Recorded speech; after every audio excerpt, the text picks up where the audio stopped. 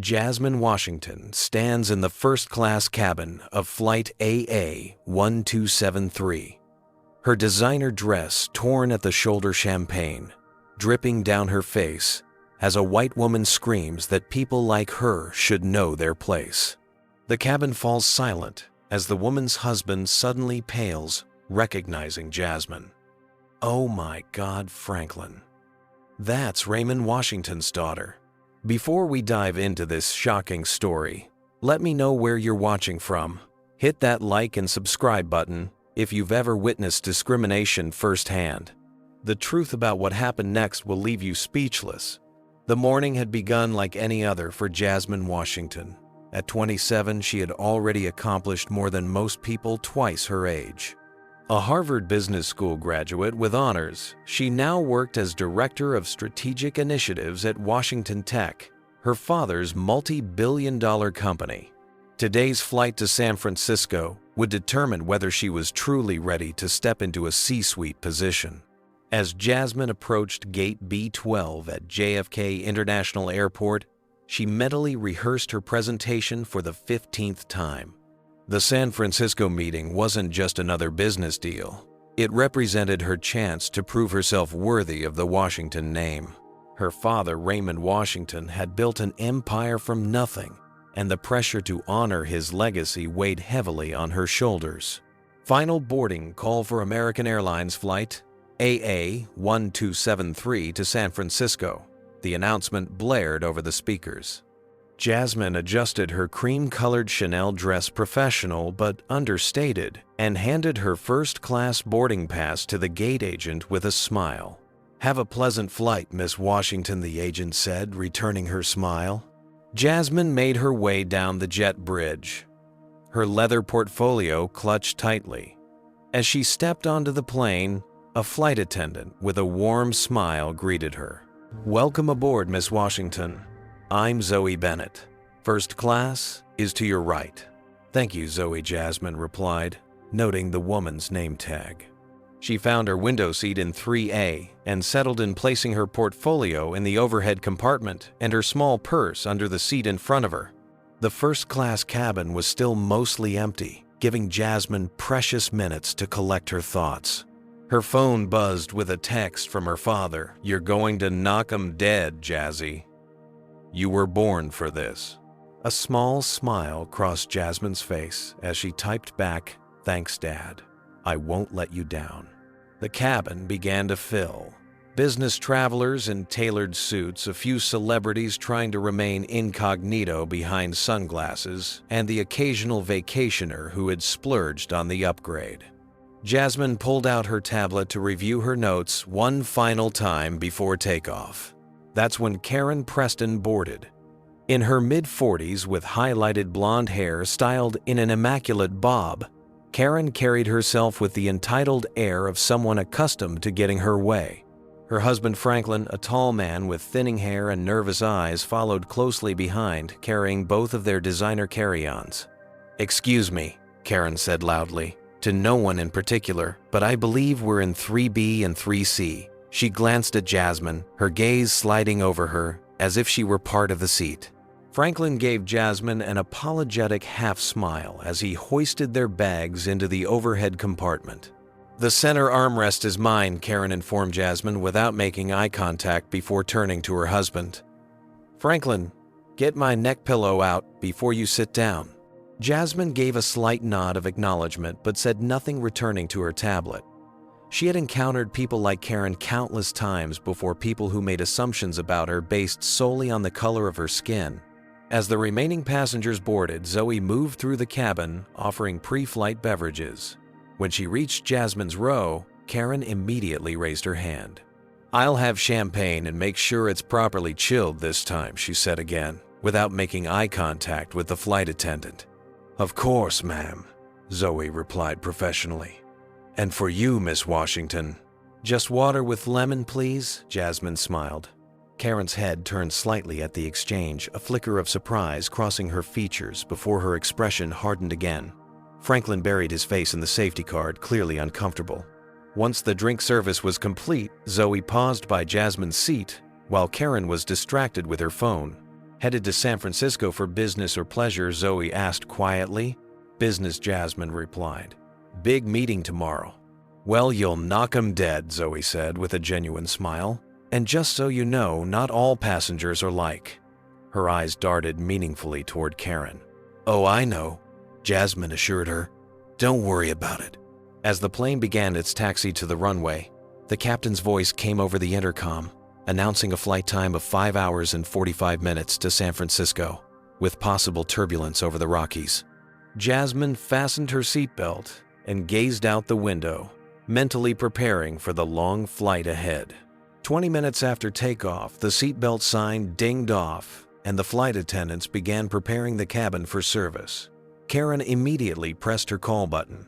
The air vent isn't working properly, she complained when Zoe arrived. Let me check that for you, ma'am, Zoe said, reaching up to adjust the vent. The plane suddenly hit a pocket of turbulence, causing Zoe to stumble slightly against Karen's seat. The drink cart, which another attendant had just positioned near their row, lurched forward, splashing a few drops of water onto Karen's designer pants. Are you kidding me? Karen exclaimed, her voice rising. I am so sorry, ma'am. Zoe apologized quickly, offering napkins. The turbulence was unexpected. Incompetence is what it is, Karen muttered loudly enough for everyone nearby to hear.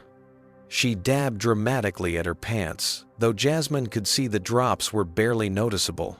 Standards in first class are certainly slipping these days. Franklin shifted uncomfortably beside his wife, offering a weak, "It's fine, dear. Just a little water." Karen shot him a withering look before turning back to Zoe. I want to speak to your supervisor. Karen, please, Franklin whispered. It was just an accident. Jasmine kept her eyes fixed on her tablet, but her shoulders had tensed. She'd witnessed this type of behavior countless times, the assumption that service workers were somehow lesser, especially those of color. Zoe handled the situation with remarkable grace, apologizing again while explaining that the lead flight attendant would be with them shortly. As she moved away to get her supervisor, she caught Jasmine's eye and gave her an almost imperceptible shake of the head. The lead flight attendant arrived, apologized profusely, and offered Karen a complimentary drink and extra snacks which seemed to mollify her temporarily. Franklin appeared relieved when she finally settled back into her seat with a fresh glass of champagne. Standards are slipping everywhere these days, Karen said loudly, clearly intending to be overheard. First class used to mean something. Jasmine took a slow, deep breath and continued reviewing her presentation, determined not to let Karen's behavior distract her from the important day ahead. But she couldn't help noticing the sidelong glances Karen kept throwing her way, sizing her up with thinly veiled disdain. The flight had barely begun, and Jasmine already felt the familiar tension headache forming at her temples. 5 more hours to go. 2 hours into the flight, the plane had reached its cruising altitude of 35,000 feet. The initial meal service had concluded, and most passengers had settled into their own routines, working on laptops, watching movies, or attempting to sleep despite the ambient cabin noise. Jasmine had transformed her tray table into a mobile office, her tablet propped up as she made final adjustments to her presentation slides. Tomorrow's meeting with the board of Aerotech Solutions could potentially result in a $500 million acquisition deal for Washington Tech. Every detail had to be perfect. She was deep in concentration when she felt a tap on her shoulder. Startled, she looked up to find Karen staring down at her, expectantly. I need another pillow, Karen stated flatly. Jasmine blinked in confusion. I'm sorry. Another pillow, Karen repeated slowly, as if speaking to someone with limited English comprehension. The one I have isn't firm enough. I think you've mistaken me for a flight attendant, Jasmine replied calmly. I'm a passenger just like you. Karen's eyes narrowed as she assessed Jasmine's cream-colored dress pearl earrings and professional appearance. For a moment, she seemed flustered, but then her expression hardened. Well, you could have said so immediately instead of wasting my time, she huffed before pressing the call button again.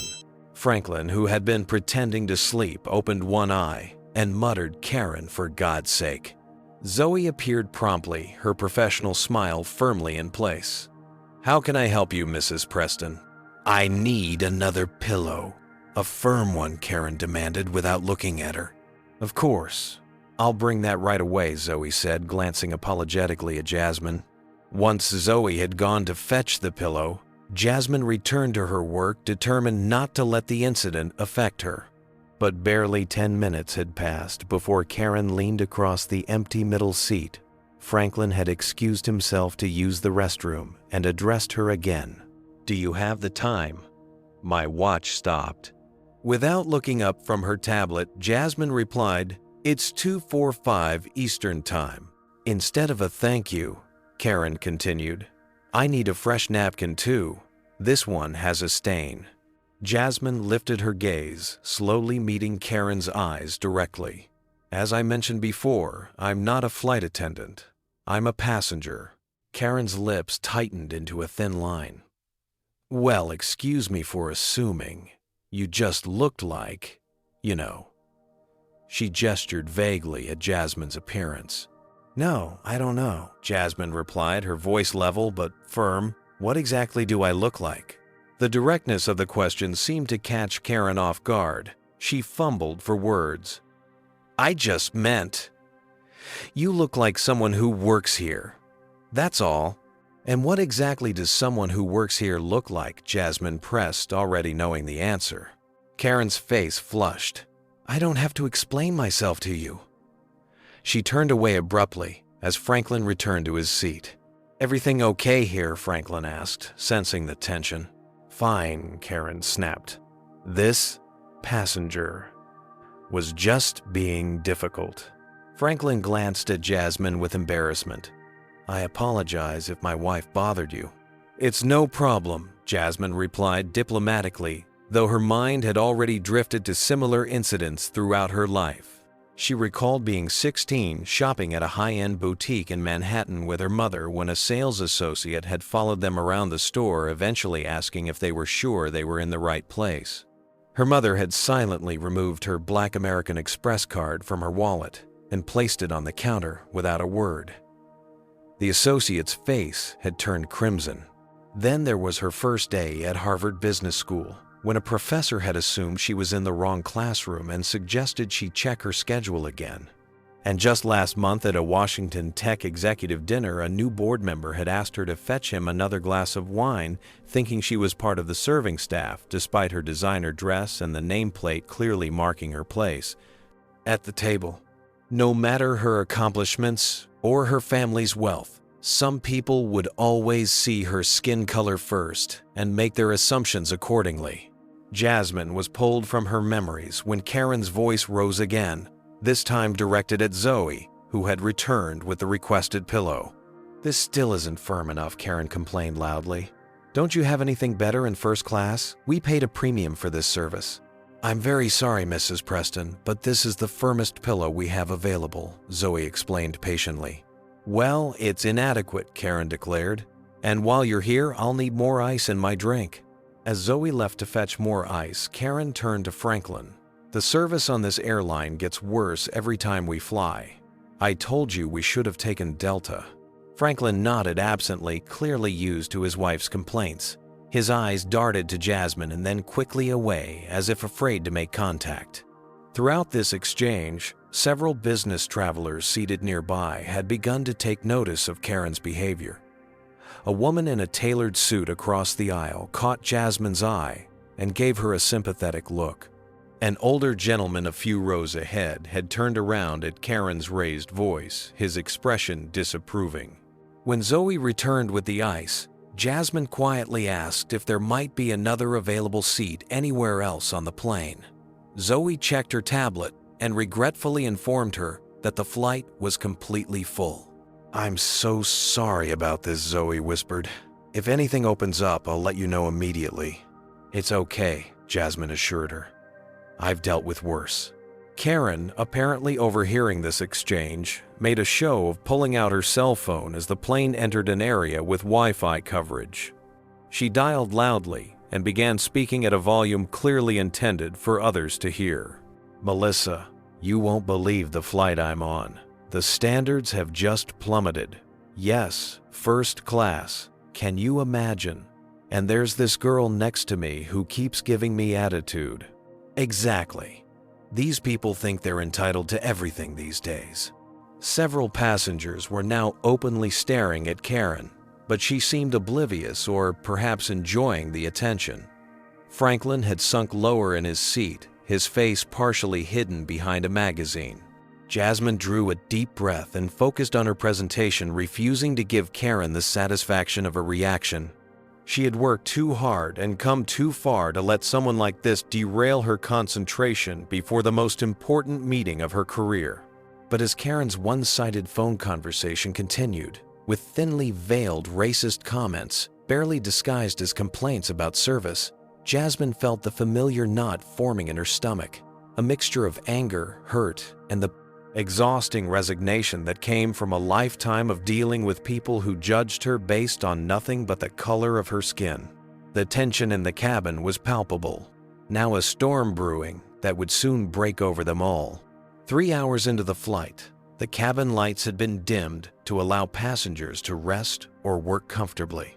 Most travelers had settled into the rhythm of long-distance flight, some dozing, others watching movies on their screens, a few still working diligently on laptops. Jasmine had finally managed to tune out Karen's intermittent complaints and focus fully on her presentation. Tomorrow's meeting was too important to let one difficult passenger derail her preparation. The acquisition of Aerotech Solutions would not only expand Washington Tech's portfolio, but also represent Jasmine's first major deal closed independently. Her father had entrusted her with this responsibility, and she was determined to exceed his expectations. She was deep in concentration, annotating projected revenue forecasts when disaster struck. Karen, reaching for her champagne flute, knocked it directly onto Jasmine's open laptop. The golden liquid splashed across the keyboard, seeping instantly between the keys. "Oh," Karen exclaimed, making a half-hearted motion to help, but actually doing nothing. Jasmine gasped and quickly lifted her computer, turning it upside down as champagne dripped onto the tray table. She reached for napkins, desperately trying to dry the device before permanent damage occurred. "These tray tables are simply too small," Karen said dismissively. "The flight attendant should have warned me." Jasmine didn't respond, focused entirely on salvaging her computer and the critical presentation it contained. Her heart raced as she pressed the power button, praying the machine would still function. The screen remained black. "Is there a problem?" Karen asked with feigned concern that didn't reach her eyes. Jasmine finally looked up, her expression carefully controlled despite the storm of emotions inside her. "That was my presentation for tomorrow's meeting. All my work was on this laptop." "Well, you should have saved it to the cloud," Karen replied with a shrug. "That's just basic technology management." Franklin, who had been scrolling through his phone, finally looked up. "Karen, that was clearly an accident. Apologize to. I'm sorry I didn't catch your name." "Jasmine," she replied tersely, still trying to revive her laptop. "It was an accident," Franklin, Karen snapped before turning back to Jasmine. "Anyway, I'm sure whatever you're working on can wait. It's not like it's life or death." A $500 million acquisition might not be life or death, but it was certainly career-defining. Jasmine took a deep breath, reminding herself that losing her composure would only make things worse. "Fortunately, I do have a backup," Jasmine said, reaching for her phone. "If you'll excuse me, I need to call my office." As Jasmine dialed, Karen leaned toward Franklin but spoke loudly enough to be overheard. "She doesn't belong in first class. Probably got upgraded with points or something." Franklin winced. "Karen, please keep your voice down." "I'm just saying," Karen continued, "first class used to have standards. Now they let anyone in as long as they can pay." Jasmine connected with her assistant, briefly explaining the situation and requesting that the latest version of her presentation be sent to her email immediately. After ending the call, she became aware that Karen was still speaking about her as if she weren't present. And did you see that dress? There's no way that's authentic Chanel. Must be a knockoff. Something inside Jasmine snapped.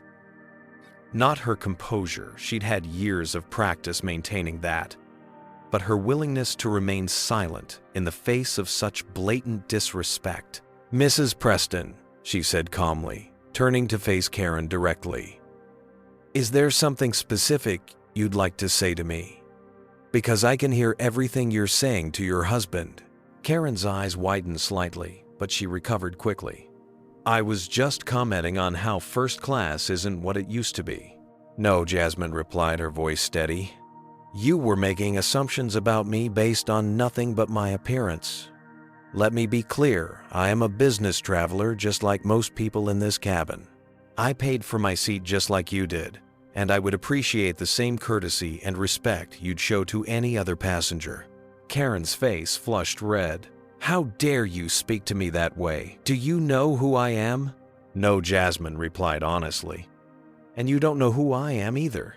That's my point."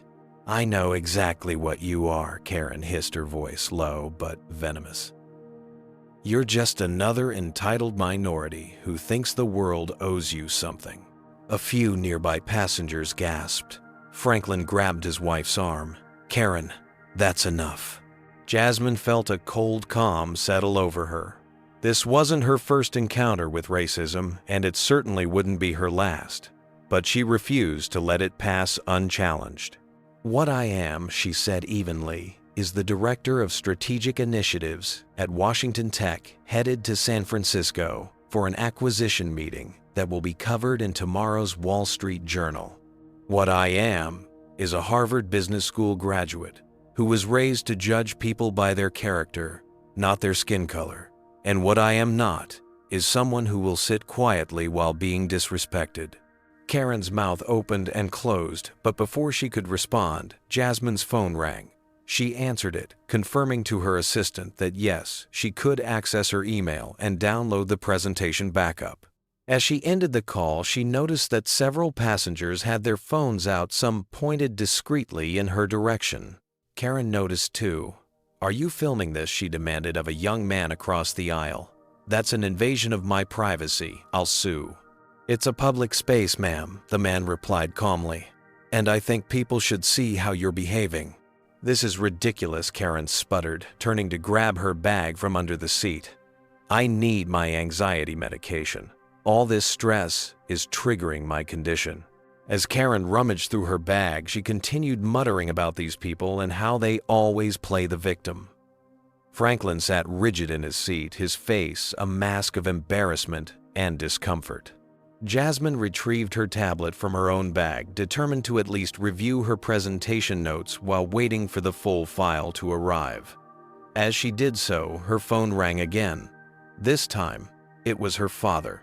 "Hey, Dad," she answered, keeping her voice professional despite the situation.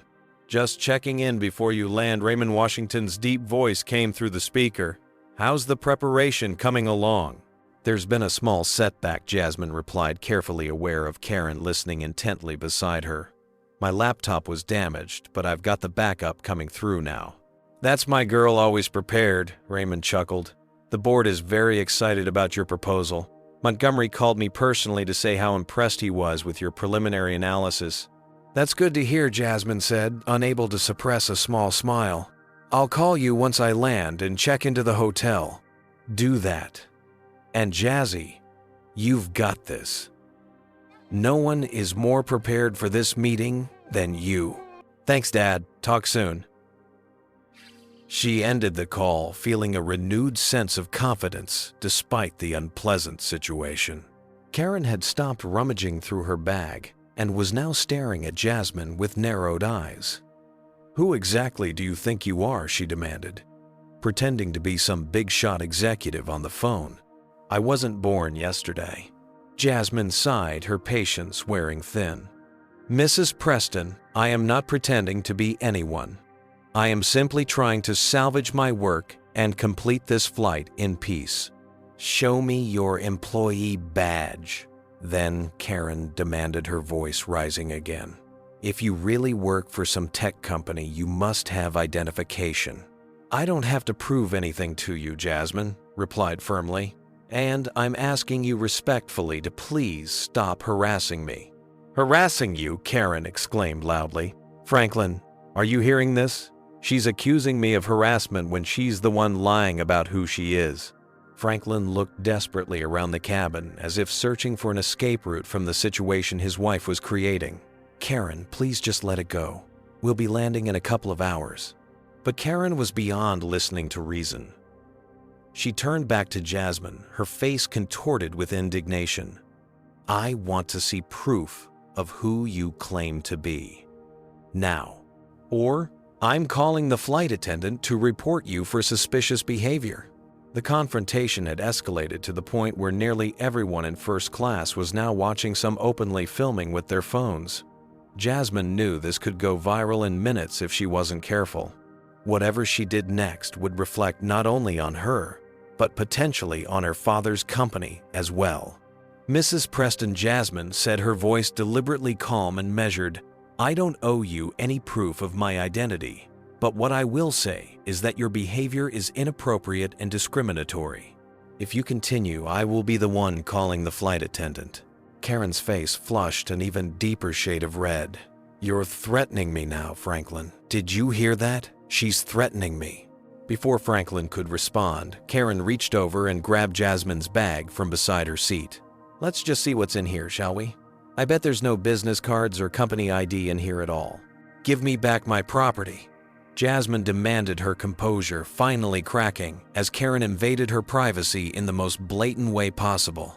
The confrontation had reached its breaking point, and the entire cabin held its breath as Karen rifled through Jasmine's personal belongings, determined to expose what she believed was a lie. The atmosphere in the first-class cabin had become unbearably tense.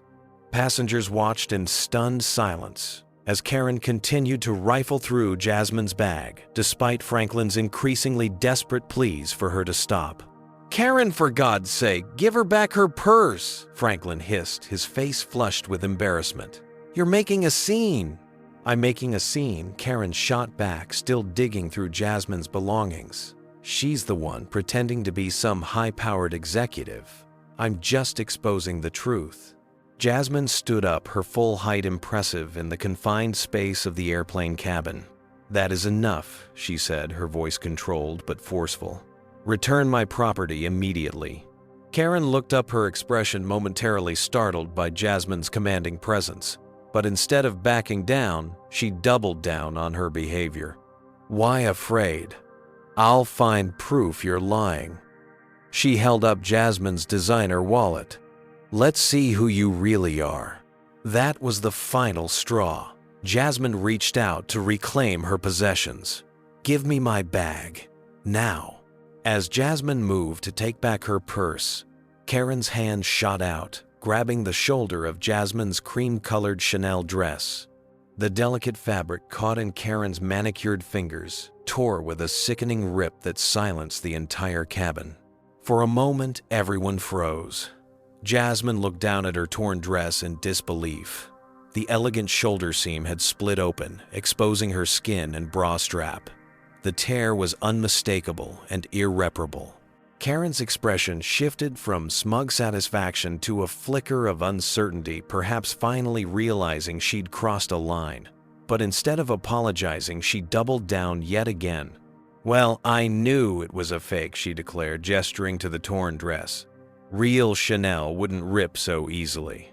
Something inside Jasmine, something that had been building through years of microaggressions, assumptions, and outright discrimination, finally broke. Not her composure, but her willingness to absorb another person's hatred without consequence. Before she could respond, however, Karen reached for her own champagne glass and, in a move that seemed almost calculated in its cruelty, threw the remaining contents directly into Jasmine's face. People like you should know their place, Karen spat, her voice dripping with contempt. Champagne dripped down Jasmine's face, soaking what remained of her torn dress. The cabin fell into shocked silence, broken only by the sound of multiple phone cameras capturing the moment. Zoe and two other flight attendants rushed down the aisle, having witnessed the assault from their stations. Ma'am, "You need to calm down immediately," Zoe said to Karen, her professional demeanor giving way to genuine anger. "She provoked me," Karen insisted, pointing an accusatory finger at Jasmine. "She's been lying about who she is." As flight attendants attempted to defuse the situation, Franklin finally seemed to emerge from his state of horrified paralysis. He was staring at Jasmine with dawning recognition in his eyes. "Oh my God," he whispered, his face draining of color. "Karen, stop. Do you know who she is?" "What are you talking about?" Karen snapped, still indignant. "That's Jasmine Washington Franklin," said his voice barely audible. "Raymond Washington's daughter." The name landed in the cabin like a bomb. Raymond Washington wasn't just any CEO. He was a legend in the tech industry, a self-made billionaire who had risen from poverty in South Chicago to build one of the largest technology empires in the world. His face had been on the cover of Forbes Time and countless other magazines. His philanthropy was legendary, and his advocacy for diversity in tech had changed the industry. And Franklin, as it dawned on Jasmine, clearly worked in tech too. He recognized her because he knew exactly who her father was. Karen's face went from flushed anger to ashen shock in seconds. "What? That's impossible." "It's not impossible," Karen Franklin said, his voice strained. "I've seen her picture in Business Insider. She's Washington Tech's Director of Strategic Initiatives, Raymond Washington's only child." The realization of what she had done seemed to hit Karen all at once. Her mouth opened and closed wordlessly as she looked at Jasmine with new eyes, not seeing her as a human being deserving of respect, but as someone connected to power and wealth that even Karen couldn't ignore. Jasmine stood perfectly still, champagne still dripping from her chin, her torn dress exposing her shoulder. But despite the humiliating assault, she held herself with a dignity that made every passenger in the cabin feel like they were the ones who should be ashamed. In that moment, Jasmine was transported back to her childhood, to one of the many lessons her father had taught her about navigating a world that would often judge her first for her skin color, not her character or accomplishments. Raymond Washington had grown up poor in South Chicago, the son of a janitor and a nurse's aide. Through scholarships, night classes, and sheer determination, he had put himself through MIT, eventually founding Washington Tech from his garage apartment. His rise to become one of the few black billionaires in America had been filled with obstacles, many of them rooted in racism. "People will try to tear you down, Jazzy," he had told her once, after she'd come home crying from a similar incident at school. "They'll try to make you feel small. But remember, no one can diminish your worth unless you let them." Jasmine took a deep breath and looked Karen directly in the eyes. "My father taught me that no dress defines my worth," she said, her voice clear and steady. "And no act of hatred diminishes who I am." The cabin was so quiet you could hear the hum of the engines. Every passenger was transfixed by the scene playing out before them. Karen, realizing the magnitude of her error, began backpedaling frantically. "I had no idea this is all a misunderstanding. I would never—" "Save it," Jasmine cut her off. "You've made your character perfectly clear, Mrs. Preston, and it has nothing to do with who my father is." What do you think about Karen's behavior? Do you believe she would have treated Jasmine differently if she had known who she was from the beginning? Comment number 1 if you think racism often hides behind misunderstandings like this. Or number 2 if you believe Karen would have behaved this way, regardless of who Jasmine was. Hit that like button if you've ever witnessed someone being treated unfairly based on assumptions, and subscribe to hear more stories that expose the reality of discrimination in America. But what happens next? How will the airline respond to this shocking incident? And what consequences will Karen face for her actions? Keep watching to find out. The atmosphere in the first-class cabin had transformed entirely. What had been a space of privilege and comfort was now charged with tension, shame, and the uncomfortable awareness of witnessing something that couldn't be unseen or ignored. Flight attendants moved with urgent purpose. Zoe approached Jasmine with a clean blanket and a look of genuine concern. "Miss Washington, I am so sorry this happened," she said quietly, her voice thick with emotion. "Let me help you to the lavatory so you can clean up." Jasmine accepted the blanket, wrapping it around her shoulders to cover the torn dress. "Thank you, Zoe," she replied, her dignity intact despite the humiliation she'd just endured. As Jasmine stood to follow Zoe, another flight attendant approached Karen and Franklin. "Ma'am, we need to document what just occurred," the attendant said firmly. "What you did constitutes assault and harassment under federal aviation regulations." Karen, still reeling from the revelation of Jasmine's identity, attempted to regain control of the situation. "This is a complete misunderstanding," she insisted, her voice pitched higher than normal. "I was just trying to verify." "We all saw what happened," interrupted a middle-aged woman seated across the aisle. She held up her phone. The lead flight attendant, a tall man with salt and pepper hair and a name tag reading Michael, arrived with a clipboard and a serious expression. "Mrs. Preston, we need your full name and contact information," he stated. "The captain has been informed of the situation and will be filing an incident report." Franklin looked like he might be sick. "Please," he said quietly to Michael, "is there any way to resolve this without consequences?" Michael finished for him, his expression stern. "I'm afraid not, sir.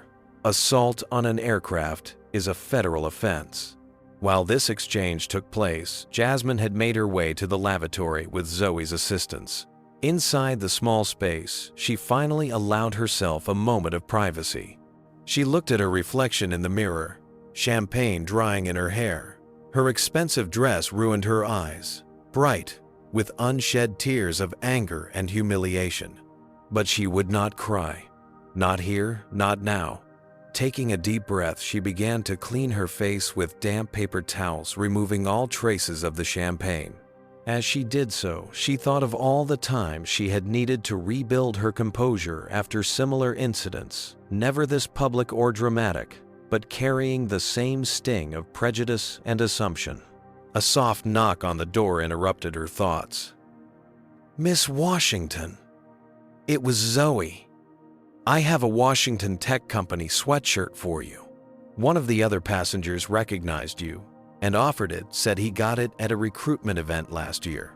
Jasmine opened the door slightly, accepting the navy blue sweatshirt with her father's company logo emblazoned across the front. "Please thank them for me," she said with a small smile. "Also," Zoe added hesitantly, "the air marshal would like to speak with you when you're ready. And there are already videos of the incident on social media. It's gone viral." Jasmine closed her eyes briefly. Of course it had. In 2025, nothing remained private, especially not a confrontation involving the daughter of a famous billionaire. "I'll be out in a moment," she told Zoe.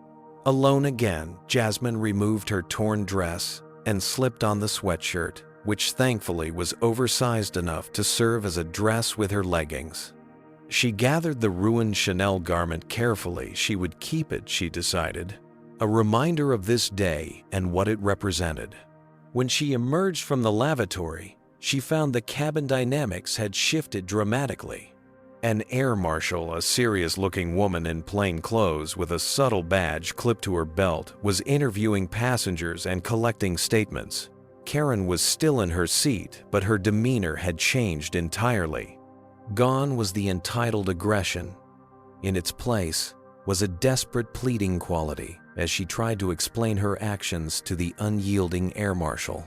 "I'm being canceled," Karen's voice rose hysterically as Jasmine returned to the cabin. "This is all being blown out of proportion. I'm not racist. I have black friends." Franklin had physically distanced himself from his wife, moving to an empty seat across the aisle.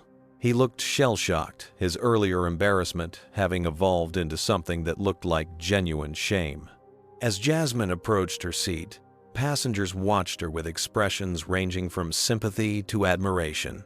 The young tech worker who had provided the sweatshirt gave her a respectful nod.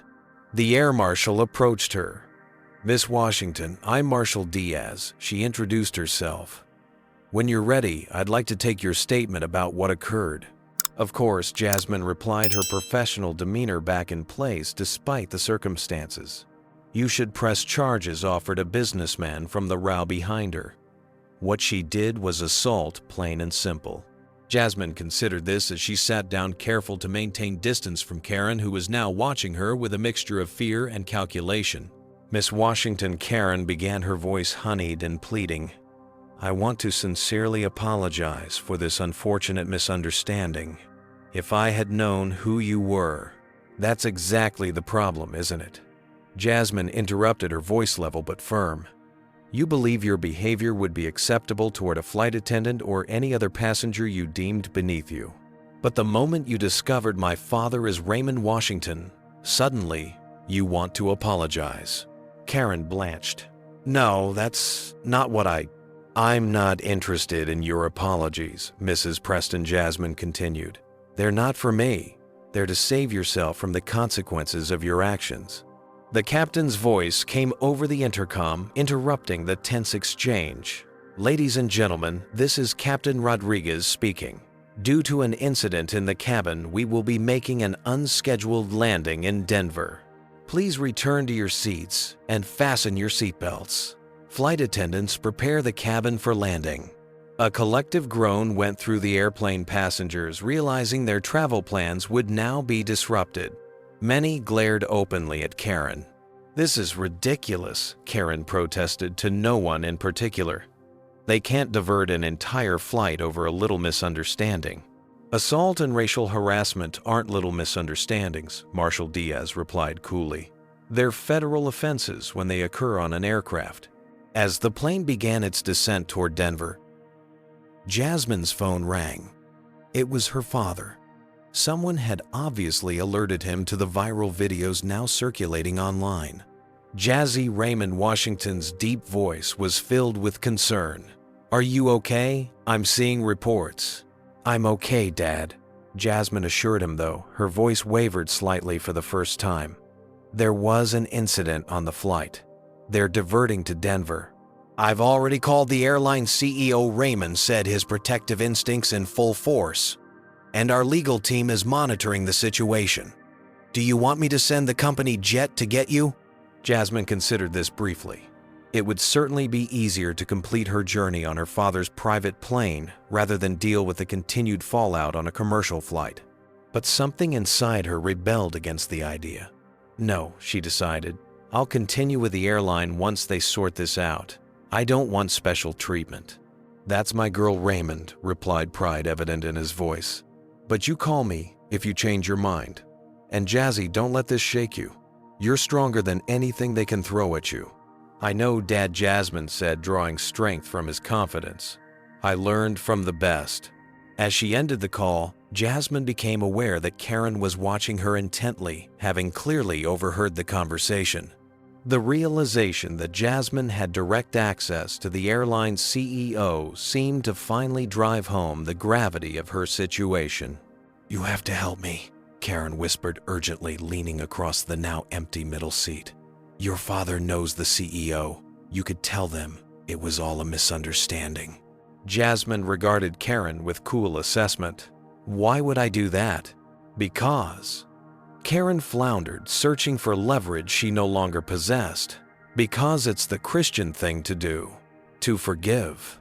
Forgiveness doesn't mean freedom from consequences, Mrs. Preston, Jasmine replied. And it's certainly not something you're entitled to demand from me.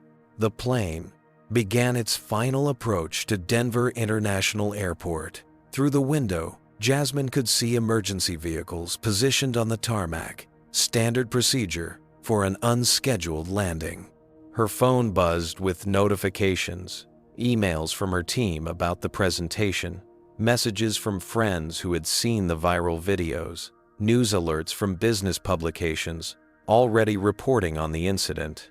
The headline from Business Insider read, Washington Tech CEO's daughter assaulted on flight in apparent racist incident. This was exactly what she hadn't wanted to be defined by her father's name rather than her own accomplishments. Tomorrow's meeting, which should have been about her strategic vision for the Aerotech acquisition, would now be overshadowed by this incident. As the plane touched down in Denver, Jasmine made a decision. She wouldn't allow Karen's actions to define this moment or derail her career trajectory. She would use this platform, this unwanted attention, to highlight the reality that even in 2025, even in first class, even as the daughter of a billionaire, being black in America meant facing assumptions and prejudices that no one should have to endure. When they reached the gate, police officers boarded the plane immediately. Mrs. Karen Preston, one officer called out, "Please gather your belongings. We need you to come with us." "This is outrageous." Karen protested, though her voice lacked conviction. "I'm being discriminated against." Franklin, who had remained silent throughout the descent, finally spoke up. "Karen, enough. Just go with them quietly, please." As Karen was escorted off the plane, still protesting her innocence and claiming victim status, Jasmine noticed the other passengers watching the scene with varying degrees of satisfaction. Justice, it seemed, was being served, at least in this instance. But Jasmine took no pleasure in Karen's humiliation. What she felt instead was a profound sadness that such incidents still occurred, and a renewed determination to use her position and privilege to create meaningful change. Zoe approached her seat one last time. "Miss Washington, the airline, has arranged a private lounge for you to wait in while the situation is handled. And they want to offer you a complimentary upgrade to our next flight to San Francisco." Jasmine smiled but shook her head. "Thank you, Zoe, but I'll stay with the other passengers. We're all inconvenienced by this delay, not just me." As for the upgrade, she gestured to the first-class cabin around her. "I think I've had quite enough of the first-class experience today." Denver International Airport bustled with its usual activity as Flight AA 1273 taxied to its emergency berth far from the regular gates. The massive white peaks of the terminal's distinctive roof were visible through the airplane windows, stark against the clear Colorado sky. Inside the cabin, passengers sat in tense anticipation, many still processing the shocking confrontation they had witnessed. Captain Rodriguez's voice came over the intercom once more. "Ladies and gentlemen, we've arrived in Denver. Local authorities are meeting the aircraft. We ask that you remain seated until they have completed their initial assessment of the situation. We apologize for this unexpected stop and the inconvenience to your travel plans." Through the windows, Jasmine could see police vehicles and airport security personnel approaching the plane. A mobile staircase was being positioned at the forward door. The gravity of the situation was unmistakable. This was no longer just an unpleasant encounter, but a legal matter. Karen Preston's demeanor had transformed entirely. Gone was the entitled aggression, replaced by visible anxiety as she realized the seriousness of her actions. She kept glancing at Jasmine with a pleading expression, as if hoping for a last-minute reprieve. "Please," she whispered across the seat that separated them. "My husband's company is bidding for a contract with Washington Tech. If this gets out..." "It's already out," Jasmine replied evenly. "And your husband's company's relationship with Washington Tech is the least of your concerns right now." Franklin, overhearing this exchange, closed his eyes in what looked like physical pain. Jasmine realized he must work for one of the many tech firms currently seeking partnerships with her father's corporation, which explained why he had recognized her. His wife's behavior had not only been morally reprehensible, but potentially career-ending for him as well. The forward door opened, and 2 Denver police officers boarded the plane, followed by an airport security official. They conferred briefly with the flight attendants and Marshal Diaz before approaching Jasmine's row. "Mrs. Preston," one officer addressed Karen, "we need you to come with us, please. We've received reports of an assault and harassment incident." Karen stood shakily, clutching her designer purse to her chest like a shield. "This is all a misunderstanding," she began. "I'm being targeted because..." "Ma'am, please collect your belongings and come with us," the officer interrupted firmly. "You can explain your side at the airport security office." Karen looked desperately at Franklin. "Aren't you going to do something?" Franklin gathered his jacket and briefcase, avoiding eye contact with his wife. "I'll come to the security office," he said quietly. "But Karen, for once, please stop talking." As Karen was escorted down the aisle toward the exit, passengers watched in silence. Some had their phones out, still recording. The incident that had begun in the confined space of the airplane was now expanding into a public spectacle that would likely follow Karen Preston for years to come. After Karen and Franklin disembarked with the officers, the lead flight attendant addressed the remaining passengers. "Ladies and gentlemen, we apologize for this disruption. The Denver ground staff is arranging accommodations for those who need them and rebooking options for continuing to San Francisco. We expect to have this information for you shortly." A collective groan went through the cabin. Business travelers checked watches and made calculations about missed meetings and connections. Vacationers worried about hotel reservations and tours. The ripple effects of Karen's actions were now impacting over 200 people. One of the police officers returned to speak with Jasmine. "Miss Washington, I'm Officer Patel. We'd like to take your statement about what occurred if you're willing." "Of course," Jasmine replied, gathering her belongings.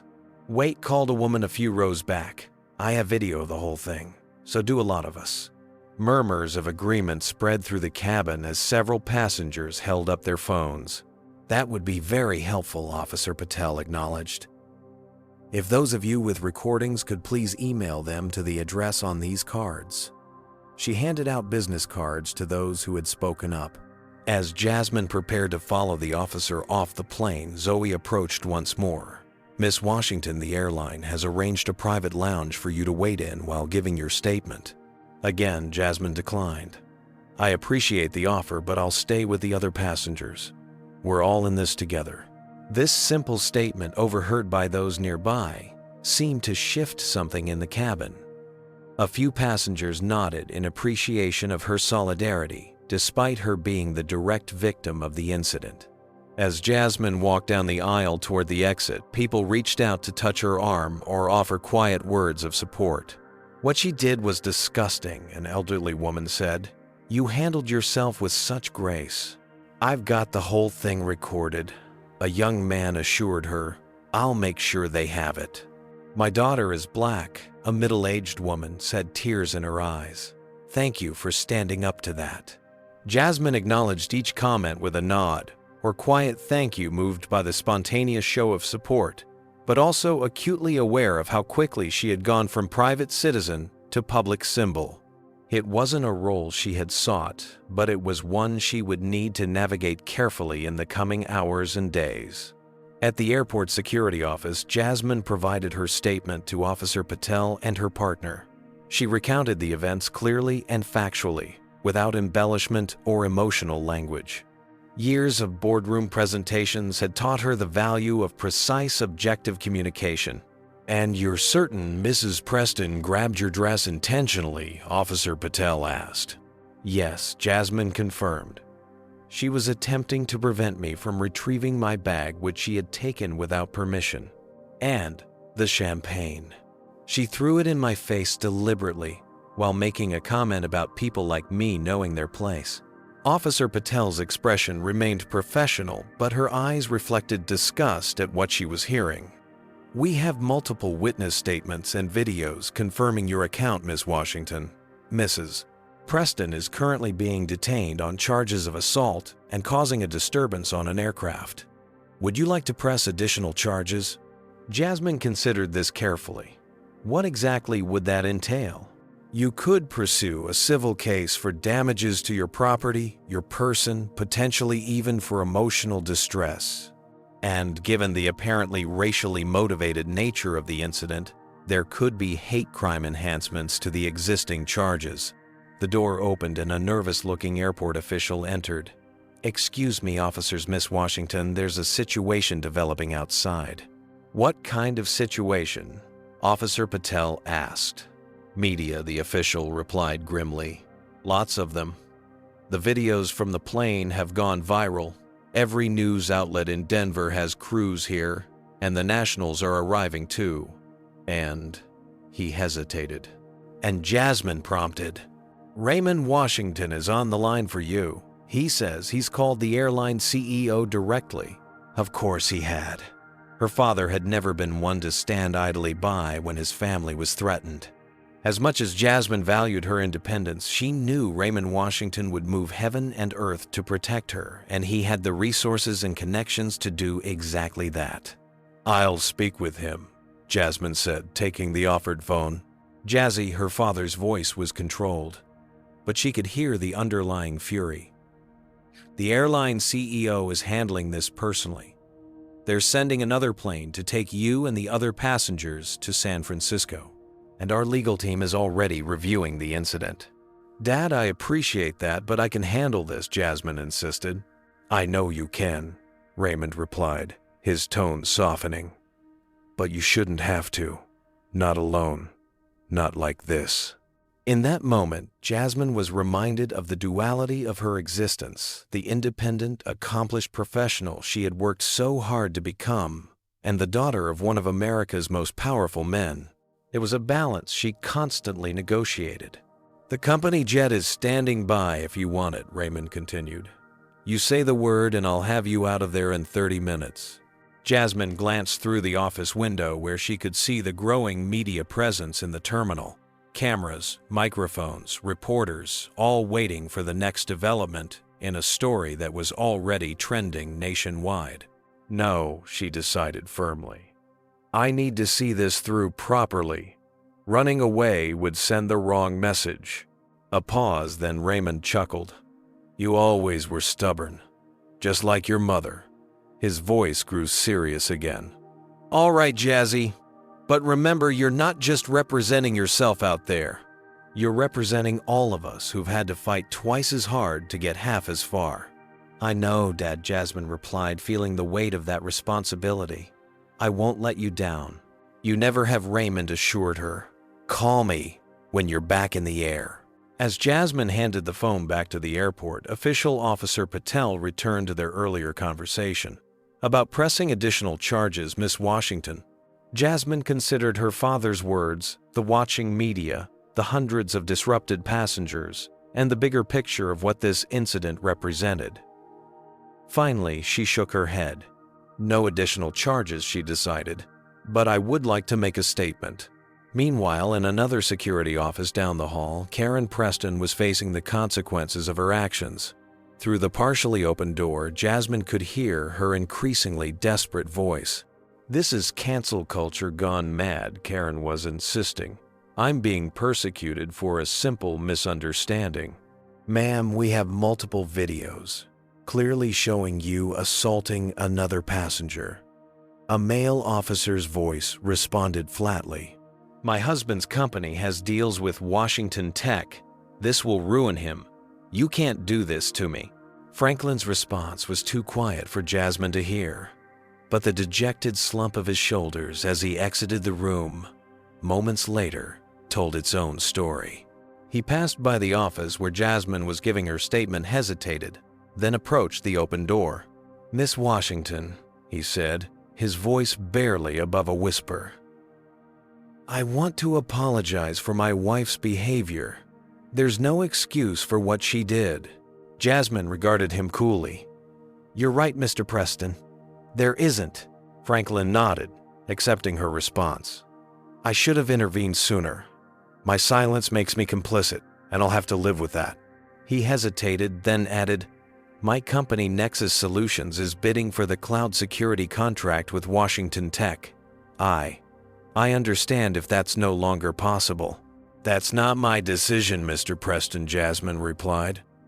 "Washington Tech evaluates partnerships based on merit and alignment with our values. If Nexus Solutions has a strong proposal and demonstrates those values, it will be considered fairly." Hope flickered briefly in Franklin's eyes, but Jasmine wasn't finished. "That said, I would suggest your company might want to review its own corporate culture and diversity training, because behavior like your wife's doesn't develop in a vacuum." Franklin flinched but nodded. "That's fair. I just wanted you to know that not everyone at Nexus shares those views."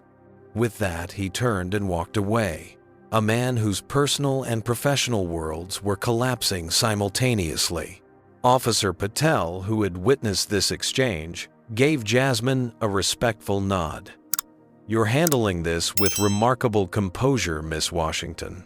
"I've had practice," Jasmine replied simply. When she finally emerged from the security office, Jasmine found herself facing exactly what she'd anticipated: a wall of cameras, microphones, and shouted questions. The viral nature of the incident had guaranteed media interest, but her identity as Raymond Washington's daughter had transformed it into a major news story. "Miss Washington, can you describe what happened on the flight? Is it true you're pressing hate crime charges? Has your father spoken to the airline executives? Will this affect your meeting in San Francisco?" Rather than attempt to navigate through the press gauntlet, Jasmine decided to address them directly. Taking a deep breath, she stepped forward and raised her hand for silence. "I'll make a brief statement," she said, her voice clear and steady. "What happened today is unfortunately not unique. People of color face these kinds of assumptions and aggressions daily across America, though rarely so publicly. What is unique is that my experience was captured on video, and that my father's name made it newsworthy." She paused, making eye contact with several of the reporters. "I'm not pressing additional charges against Mrs. Preston. I believe the existing consequences of her actions are sufficient. But I would ask everyone watching this story unfold to consider how many similar incidents occur without cameras present. How many people face this kind of treatment without having a famous parent to make the media care?" With that, Jasmine moved through the crowd toward the terminal, where the other passengers from her flight were gathered, leaving the reporters with plenty to think about, but few sensational sound bites to exploit. As the replacement aircraft climbed to cruising altitude over the Rocky Mountains, Jasmine finally allowed herself to relax slightly. After the chaotic 3 hours in Denver, giving statements dealing with the media and enduring the logistics of rebooking, being back in the air felt almost peaceful. The airline had offered her a private cabin in first class, away from the other passengers, but she had declined. Instead, she sat in the same seat she'd occupied on the original flight, though thankfully without Karen Preston beside her. Franklin had been rebooked on a later flight, leaving the adjacent seats empty, whether by airline design or passenger choice. Jasmine wasn't sure. She had changed out of the borrowed Washington Tech sweatshirt and into a simple black dress provided by the airline's customer service team, who had bent over backward to accommodate her after the incident.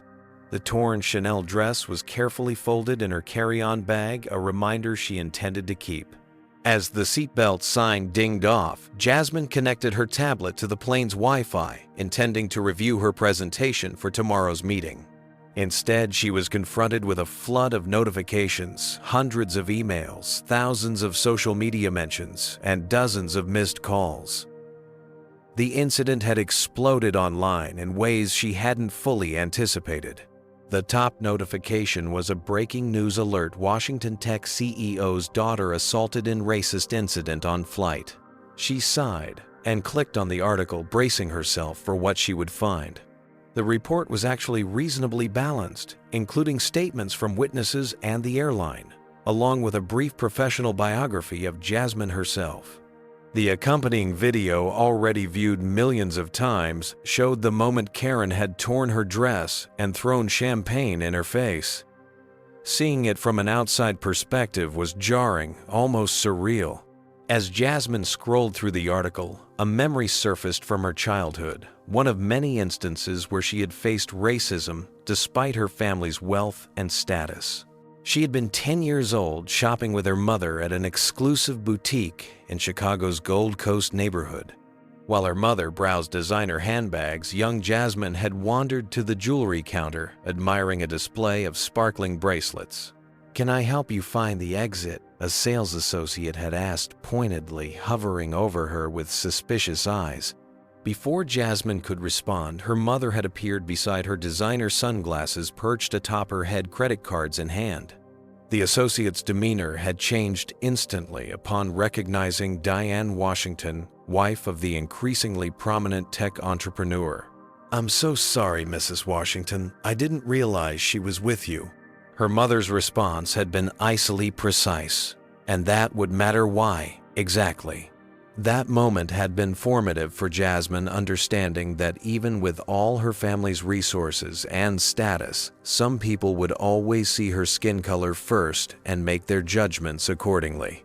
A soft ding from her tablet pulled Jasmine back to the present. It was an email from her father's subject line, "Proud of you."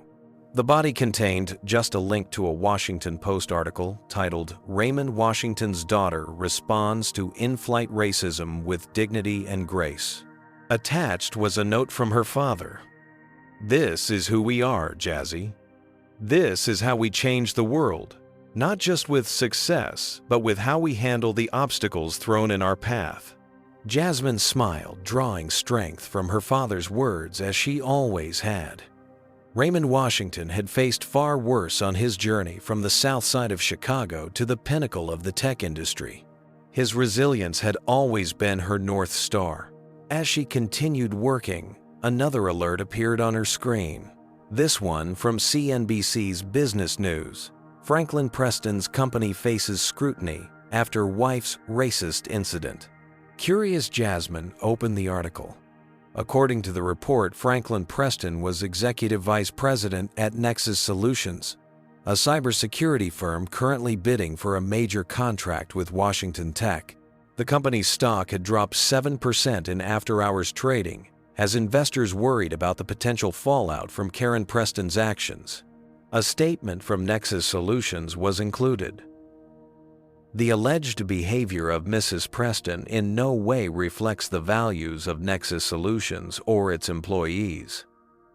Mr. Preston has taken an immediate leave of absence to address this personal matter. We remain committed to our ongoing business relationships, including our proposal to Washington Tech, which will be evaluated on its technical and business merits alone. Jasmine felt a complex mixture of emotions. She hadn't known about Nexus Solutions' bid when the incident occurred, though Franklin clearly had explaining his horrified recognition of her. While she took no pleasure in the company's stock drop, there was a certain poetic justice in Karen's actions, potentially costing her husband the very business deal she might have been trying to impress with her first-class posturing. "Excuse me, Miss Washington." Jasmine looked up to find a middle-aged man in a well-tailored suit standing in the aisle beside her row. He had a kind face and apologetic expression. "I'm sorry to disturb you," he continued. "I'm Harold Chen, VP at McKinley Biotech. I was in row 5 and witnessed everything that happened on the earlier flight." "Nice to meet you, Mr. Chen," Jasmine replied, wondering where this was going. "I just wanted to say that I was impressed by how you handled that situation," he said. "And also, well, I'm a bit of a tech geek. I recognized you from your TED Talk last year on ethical AI development. I thought your perspective on algorithmic bias was brilliant." Jasmine felt a wave of gratitude wash over her. Finally, someone who knew her for her work, rather than just as Raymond Washington's daughter. "Thank you. That's kind of you to say," she replied with a genuine smile. "Actually," Mr. Chen continued, slightly embarrassed, "I'm attending the Aerotech Solutions meeting tomorrow, too. McKinley is considering investing in the acquisition. Perhaps we could compare notes. I have some thoughts on the biomedical applications of their sensor technology." This unexpected professional connection in the midst of all the chaos reminded Jasmine why she was on this flight in the first place. "I'd like that, Mr. Chen. Why don't you join me once we're at cruising altitude?" As Mr. Chen returned to his seat, promising to continue their conversation, later Jasmine's tablet dinged with yet another notification. This one caused her breath to catch in her throat. It was a detailed background report on Karen Preston, compiled by Washington Tech's security team and sent by her father's chief of staff. Normally, Jasmine would have objected to this kind of overreach, but given the circumstances, she understood the protective impulse behind it. The report was illuminating. Karen Preston, née Matthews, had a long history of complaints against service workers, particularly people of color. She had been banned from 3 high-end department stores for verbally abusing staff. There were 2 settled lawsuits from former household employees alleging racist treatment and wrongful termination. And most damning of all, she had been removed from the board of a children's charity after making disparaging remarks about the predominantly minority communities they served. This wasn't an isolated incident or a momentary lapse in judgment. This was a pattern of behavior that had been enabled and excused for years. As Jasmine absorbed this information, her phone lit up with a text from an unknown number. "Miss Washington, this is Franklin Preston. I've obtained your number through a mutual business acquaintance. I want to apologize again for today's events and ask, is there any way we could speak privately when we land in San Francisco? There's more to this situation than you know." Jasmine stared at the message, unsure how to respond. What more could there possibly be to know, and why would Franklin Preston want to tell her? Before she could decide, another flight attendant approached, not Zoe from the original flight, but a young man with a sympathetic expression. "Miss Washington, the captain, asked me to inform you that your father has arranged for a car to meet you at SFO," he said quietly. And several of the passengers wanted to express their support. He handed her a folded piece of paper. They all signed this. Jasmine opened the paper to find a simple message: "We stand with you," followed by dozens of signatures. Some were accompanied by business cards paperclipped to the page, others by brief notes of encouragement or thanks. The simple gesture brought unexpected tears to her eyes. In the midst of all the chaos and unwanted attention, this spontaneous show of solidarity was deeply moving. "Please thank them for me," she told the flight attendant, "and let them know how much this means to me." As he moved away, Jasmine looked out the window at the vast landscape below. The incident with Karen Preston had exposed ugly truths about the persistent reality of racism in America, even in supposedly elite spaces. But it had also revealed something else: the quiet majority of people who recognized injustice when they saw it and were willing to stand against it. Her tablet pinged again with yet another news alert. Washington Tech announces major new initiative against workplace discrimination. Her father, it seemed, was already transforming this personal attack into meaningful action, just as he had taught her to do. The press release quoted Raymond Washington. "What happened to my daughter today happens to countless individuals who don't have the platform or privilege to make their voices heard. Washington Tech is committing $50 million to new programs addressing systemic bias in corporate America." As the plane continued its journey westward, Jasmine found herself at an unexpected crossroads.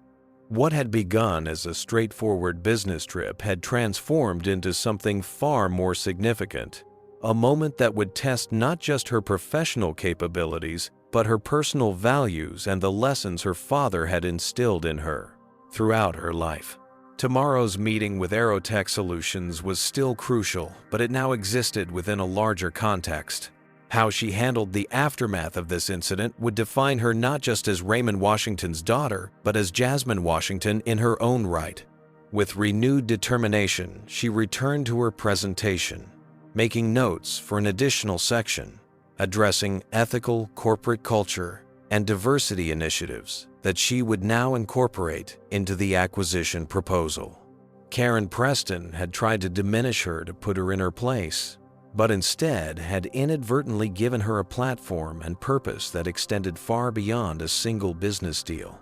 As the California coast appeared on the horizon, Jasmine Washington prepared for landing both literally and figuratively into a new chapter of her life's journey. San Francisco International Airport was ablaze with activity as Flight AA-1273's replacement aircraft made its final approach.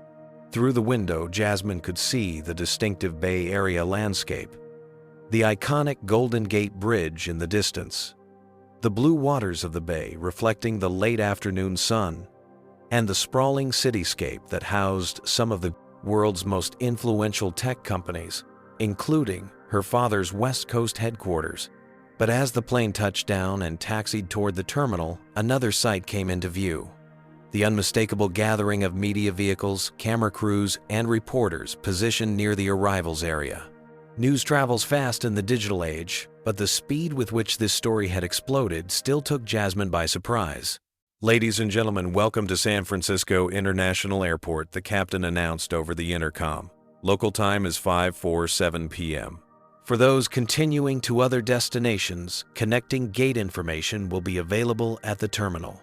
On behalf of American Airlines, I want to thank you for your patience during today's unusual circumstances." There was a brief pause before he continued, his voice taking on a more personal tone. "I would also like to extend our sincere apologies for the incident that occurred on our original aircraft. American Airlines has zero tolerance for discriminatory behavior of any kind, and we are cooperating fully with authorities regarding this matter." As passengers began gathering their belongings, Jasmine noticed many glancing in her direction with expressions ranging from curiosity to sympathy to admiration. The shared experience of witnessing Karen Preston's behavior had created an unusual bond among the travelers. They had all become part of a story that was now playing out on the national stage. The young flight attendant who had delivered the passenger's note of support approached her seat. "Miss Washington, we've arranged for you to deplane first if you'd prefer. There's quite a media presence at the terminal." "Is there a private exit option?" Jasmine asked, not relishing the thought of facing another wall of cameras and shouted questions. "Yes, we can escort you through the crew entrance. There's also someone waiting for you at the gate." Curious Jasmine gathered her belongings and followed the flight attendant toward the front of the plane. As they reached the exit, the flight attendant handed her a card with a direct customer service line and added quietly, "Everyone in the crew wants you to know we stand with you. What happened today was inexcusable." Jasmine thanked him sincerely before stepping into the jet bridge. At the end of the walkway stood a tall, distinguished-looking black man in his early 60s. His commanding presence immediately recognizable even from a distance. Raymond Washington. Her father had come personally to meet her despite his notoriously packed schedule and the battalion of assistants and executives who normally handled such matters. As soon as he saw her, his serious expression melted into one of concerned affection. "Jazzy," he said, simply opening his arms. Jasmine stepped into her father's embrace, suddenly feeling like a little girl again, safe in the arms of the man who had always been her protector and champion. For just a moment, she allowed herself to be Raymond Washington's daughter, rather than the polished, self-sufficient professional she had worked so hard to become. "You didn't have to come," she said, her voice muffled against his shoulder. "Of course I did," Raymond replied, stepping back to look at his daughter with pride despite the circumstances. "When my little girl is attacked, nothing in the world could keep me away." At 63, Raymond Washington remained an imposing figure, 6'2" with broad shoulders, salt and pepper hair cropped close to his scalp, and penetrating dark eyes that had stared down countless boardroom adversaries. He had built Washington Tech from a garage startup into a global powerhouse through a combination of technical brilliance, business acumen, and sheer force of will. But in this moment, he was simply a father concerned for his daughter. "I'm fine, Dad, really," Jasmine assured him, straightening her shoulders. "It's not the first time I've dealt with someone like Karen Preston." "But it should be the last," Raymond said firmly. "Come on, there's a car waiting. We can avoid the media circus." As they walked through the private terminal entrance, Raymond briefed her on developments that had occurred while she was in the air. The airline CEO has issued a formal apology. Karen Preston has been placed on their no-fly list pending investigation. And he added with grim satisfaction, Franklin Preston has been placed on administrative leave by Nexus Solutions while they conduct an internal review. "That seems extreme for something he didn't do," Jasmine remarked as they reached the waiting town car. Raymond's expression hardened slightly. "He stood by and did nothing while his wife assaulted you, Jazzy. That's not the kind of leadership we partner with at Washington Tech." Once they were settled in the back of the luxury vehicle, Raymond handed her a tablet. The incident has gone viral. Over 20 million views across platforms in the last 4 hours. Jasmine scrolled through the news coverage, noticing how quickly the narrative had evolved. What had begun as CEO's daughter assaulted on flight had transformed into discussions about privilege, corporate culture, and systemic racism. Her name was trending across social media platforms, with thousands expressing support and sharing their own similar experiences. "I've called a press conference," Raymond informed her as the car merged onto the highway toward downtown San Francisco. Jasmine looked up from the tablet in surprise. "Dad, I appreciate the support, but I don't need." "Not for me," Raymond interrupted. "For you." "Me. This is your moment," Jazzy Raymond said, his expression serious. "You have the world's attention. What are you going to do with it?" Before Jasmine could respond, her phone rang. Harold Chen from the flight calling as promised to discuss tomorrow's meeting. She apologized and explained she'd call him back. The Aerotech acquisition, Raymond nodded, understanding immediately. "Are you still planning to lead the meeting tomorrow?" "Of course," Jasmine replied without hesitation. "I didn't come all this way to let Karen Preston derail my career." Raymond's face broke into a proud smile. "That's my girl." He paused, then added more seriously, "The board members have all seen the videos. They're unanimous in their support for you, but they're also wondering if this will affect my judgment or focus." Jasmine finished for him. "It won't." "I know that," Raymond assured her, "and they'll know it too once they see you in action tomorrow." He hesitated, then added, "There's something else you should know. Franklin Preston has requested a meeting with you tonight." Jasmine nodded. "He texted me on the plane. Said there was more to the situation than I knew." Raymond's eyes narrowed. "What do you think he wants?" "To save his company's bid, most likely," Jasmine replied. "Nexus Solutions has been pursuing the Washington Tech contract for months. The timing of this incident couldn't be worse for them." "Are you going to meet with him?" Jasmine considered the question carefully. "Yes," she decided. "I want to hear what he has to say." The car pulled up to the entrance of the Four Seasons Hotel where Jasmine had a reservation. As they stepped out, a small group of reporters who had somehow gotten wind of their arrival rushed forward with cameras and microphones. "Miss Washington, can we get a statement about today's incident, Mr. Washington? Will this affect Nexus Solutions' bid for the Washington Tech contract?" "Miss Washington, how do you respond to Karen Preston's claim that this was all a misunderstanding?"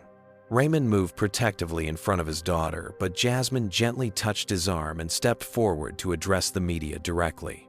"I'll be holding a press conference tomorrow after my business meeting," she announced calmly. "Until then, I'll say only this: what happened today is unfortunately not unusual.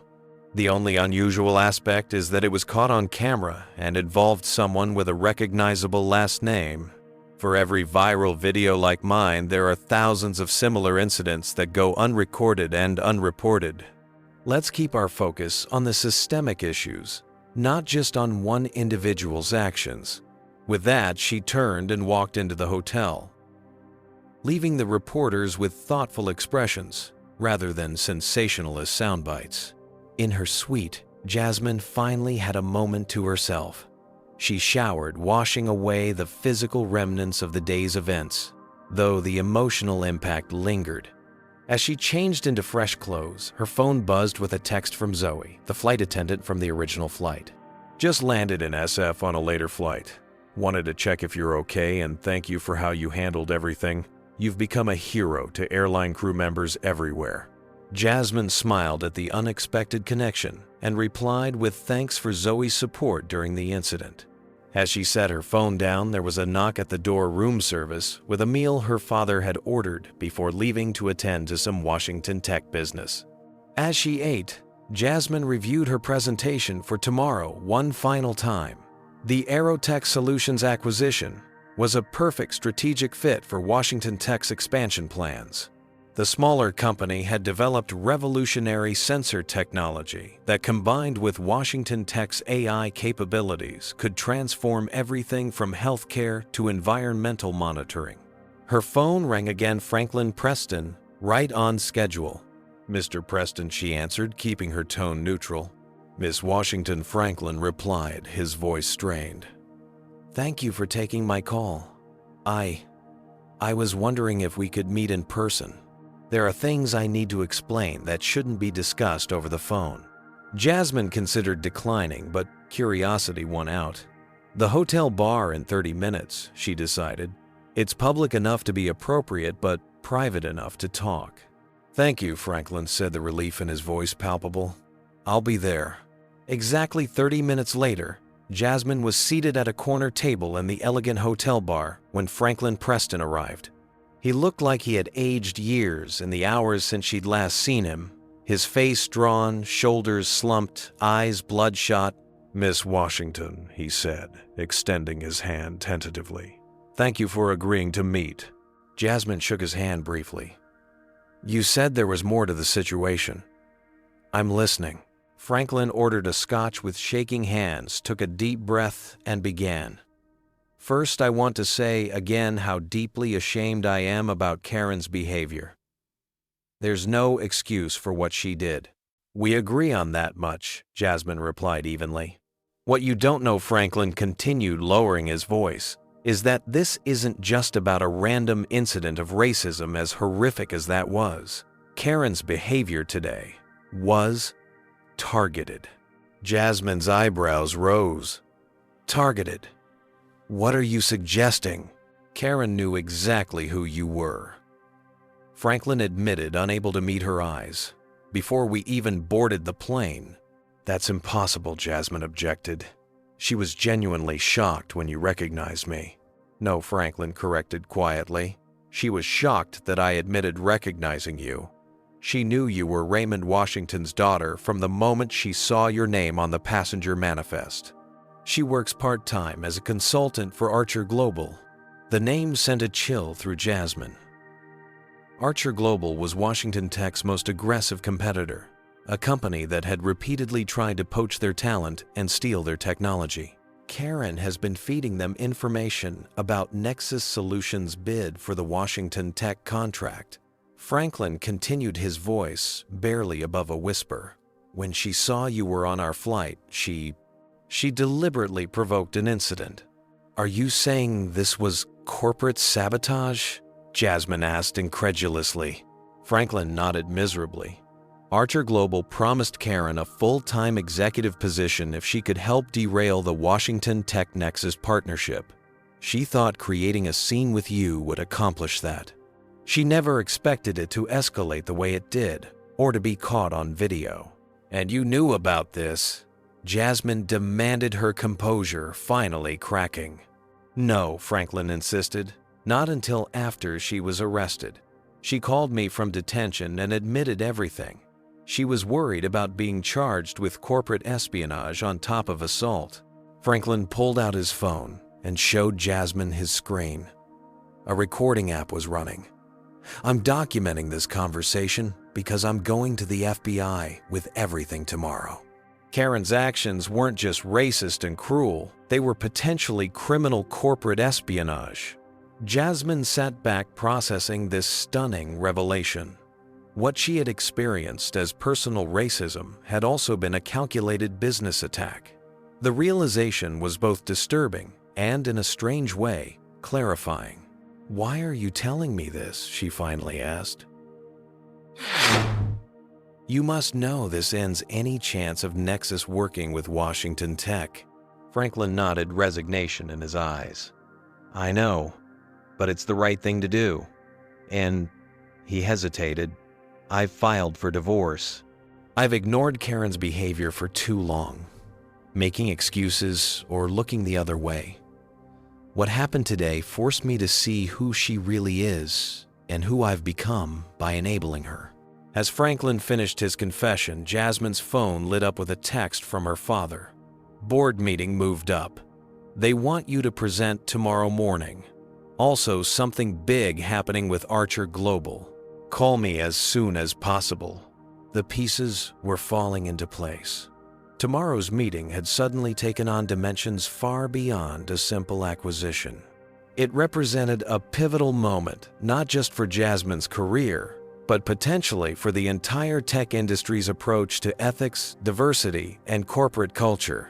As she left Franklin Preston sitting alone at the bar, Jasmine felt a renewed sense of purpose. Karen Preston had intended to humiliate her and undermine Washington Tech's business interests. Instead, she had inadvertently given Jasmine the platform and opportunity to effect meaningful change on a scale she hadn't imagined possible just 24 hours earlier. In her suite, Jasmine called her father to share Franklin's revelation about Archer Global's involvement. Raymond listened in silence, then said simply, "The board needs to hear this directly from you tomorrow, Jazzy. This changes everything." "I know," Jasmine replied. "I'm ready." As she prepared for bed, Jasmine thought about how quickly life could change, how a routine business trip had transformed into a defining moment that would test everything she had learned and believed about business ethics and her own identity. Tomorrow would bring challenges she hadn't anticipated, but she faced them with the confidence of someone who knew exactly who she was and what she stood for. The daughter of Raymond Washington, yes, but more importantly, Jasmine Washington in her own right. 1 week after the infamous flight, AA-1273 incident, Jasmine Washington stood at the podium in Washington Tech's main conference room, addressing the company's executive team, board members, and key stakeholders. The Aerotech acquisition had been finalized the previous day, a $500 million deal that had been unanimously approved after Jasmine's presentation had impressed even the most skeptical board members. The integration of Aerotech's sensor technology with our AI systems will position Washington Tech at the forefront of the next technological revolution. Jasmine concluded, her confidence evident in every word and gesture. But beyond the business advantages, this partnership represents something equally important: a commitment to ethical innovation and inclusive corporate culture. The room erupted in applause. Raymond Washington, seated at the head of the table, beamed with undisguised pride. In the past week, he had watched his daughter transform a moment of personal humiliation into a platform for meaningful change, handling both the business negotiations and the media attention with a grace and strategic thinking that had impressed even him. As the meeting adjourned, Raymond approached Jasmine. "That was masterful," he said simply. "You've secured not just an acquisition, but the future direction of this company." "Thanks, Dad," Jasmine replied, gathering her materials. "But we both know this is just the beginning." Indeed, the week since the flight incident had been a whirlwind of developments, each more significant than the last. Karen Preston's public apology video had gone viral for all the wrong reasons, a textbook example of insincerity that had only reinforced public outrage. Rather than accepting responsibility, she had claimed to be misunderstood and positioned herself as the victim of cancel culture. The backlash had been swift and decisive, with social media users dissecting every defensive phrase and body language cue that betrayed her true feelings. Franklin Preston, true to his word, had filed for divorce and provided evidence to federal authorities about Karen's connections to Archer Global. The resulting investigation had revealed a pattern of corporate espionage that extended far beyond the incident, with Jasmine leading to the resignation of 3 top executives at Archer Global and a pending SEC investigation into their business practices. The airline had implemented a new anti-discrimination training program for all employees, dubbing it the Washington Protocol, in recognition of how Jasmine's case had highlighted the need for systematic change. Zoe Bennett, the flight attendant who had supported Jasmine during the incident, had been offered a management position in the airline's customer relations department, where she would help shape policies regarding passenger conflicts. As Jasmine and Raymond walked together toward his office after the meeting, he broached a subject they had been circling for days: The board meeting this afternoon isn't just about the Aerotech acquisition, he said carefully. It's about succession planning. Jasmine stopped walking, turning to face her father directly. Succession, Dad, you're only 63. You're not retiring. Raymond smiled. Not immediately, no. But it's time to start the transition. He placed his hands on his daughter's shoulders. I'm naming you Chief Operating Officer Jazzy, effective immediately. Despite having worked toward this goal for years, Jasmine found herself momentarily speechless. Just 1 week ago, she had been nervous about simply leading the acquisition meeting. Now her father was offering her the second highest position in the company. Are you sure? She finally managed. After everything that's happened, the media attention, the controversy, because of everything that's happened, Raymond corrected her. You've shown exactly the kind of leadership Washington Tech needs for its future. You turned a personal attack into a catalyst for industry-wide change. That's the Washington way.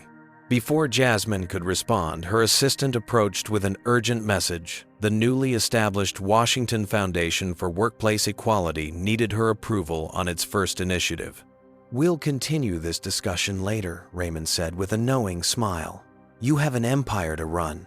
Later that afternoon, Jasmine found herself back in her office, finally having a moment to process the whirlwind of events. On her desk sat her torn Chanel dress, now professionally repaired. She had decided to keep it as a reminder, not of the humiliation she had experienced, but of the strength she had discovered within herself. Her phone buzzed with a news alert. Franklin Preston launches diversity initiative at Nexus Solutions, credits Jasmine Washington as inspiration. While Nexus had ultimately lost its bid for the Washington Tech contract, Franklin had apparently found his own path forward, committed to transforming his company's culture from within. It was a small victory, but a meaningful one. Another notification appeared, this one from her educational foundation team. The Jasmine Washington Scholarship for Minority Women in Business had received over $5 million in donations in just 3 days since its announcement, ensuring that dozens of young women would have the opportunity to pursue their tenevad own dreams of business leadership. As Jasmine reflected on these developments, there was a knock at her door. It was her father, looking uncharacteristically emotional. I have something for you, he said, handing her a small velvet box. Inside was a simple gold pin, the Washington Tech logo rendered in miniature with a small diamond at its center. This was your mother's, Raymond explained. I gave it to her when we launched the company together. She always said it would be yours someday when you were ready to help lead Washington Tech into its next chapter.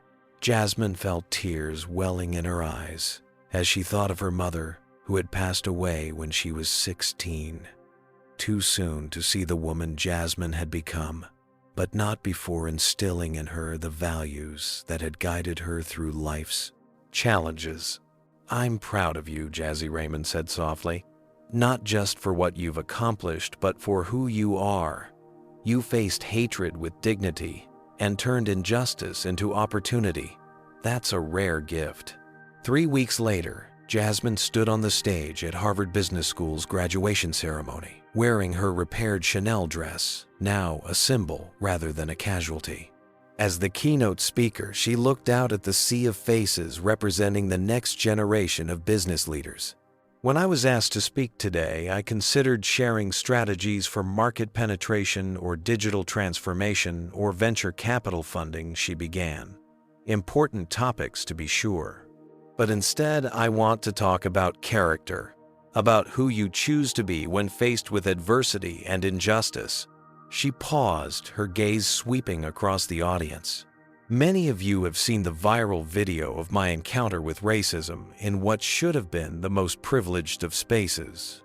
What you didn't see was the choice I faced in that moment, and in the days that followed, to retreat into anger, to leverage my family name for revenge, or to transform that moment into a catalyst for change. The auditorium was silent. Hundreds of future business leaders hanging on her every word. Business schools teach us about profit margins and market share, Jasmine continued. But the true measure of success isn't found on a balance sheet. It's found in how we respond when our values are tested and whether we use our power and privilege to maintain the status quo or to create a more equitable world. She gestured to her dress. I kept this dress torn in an act of hatred as a reminder of an important truth. True character isn't determined by what others tear away from you, but by what you choose to build in its place.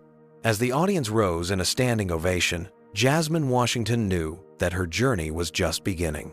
She had emerged from the shadow of being merely Raymond Washington's daughter to become a leader and changemaker in her own right. The incident that Karen Preston had intended as an act of humiliation had instead become the catalyst for Jasmine's greatest impact, not just on Washington Tech, but on an entire industry's approach to equity, diversity, and authentic leadership. What would you do if faced with discrimination or prejudice in your life?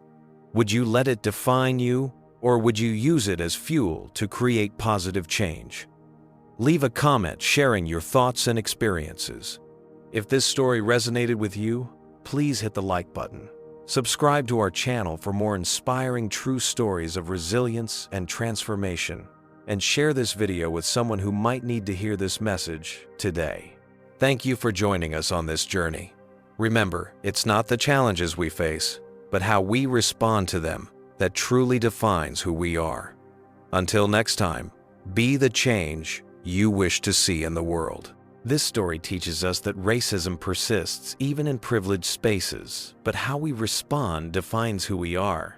Jasmine transformed humiliation into positive change by maintaining dignity when faced with discrimination. She demonstrated that true power comes not from social status or wealth, but from character and integrity. The story also reveals that bystanders have a crucial role. While many passengers remained silent, those who eventually stood up made a difference. Discrimination thrives in silence and dies in solidarity. We learn that meaningful change requires both personal courage and systemic action. Jasmine's individual response mattered, but the policies and programs that followed created lasting impact. Perhaps most importantly, this narrative reminds us that our worth isn't determined by how others treat us. Karen's actions reflected her character, not Jasmine's value. By refusing to let hatred define her, Jasmine reclaimed her power and created something positive from a painful experience. Remember, in the face of discrimination, we always have a choice to be diminished by it or to use it as fuel for transformation. What would you do if faced with discrimination or prejudice in your life? Would you let it define you, or would you use it as fuel to create positive change? Leave a comment sharing your thoughts and experiences. If this story resonated with you, please hit the like button. Subscribe to our channel for more inspiring true stories of resilience and transformation.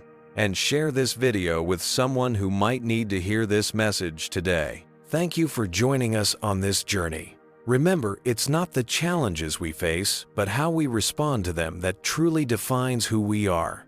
Until next time, be the change you wish to see in the world.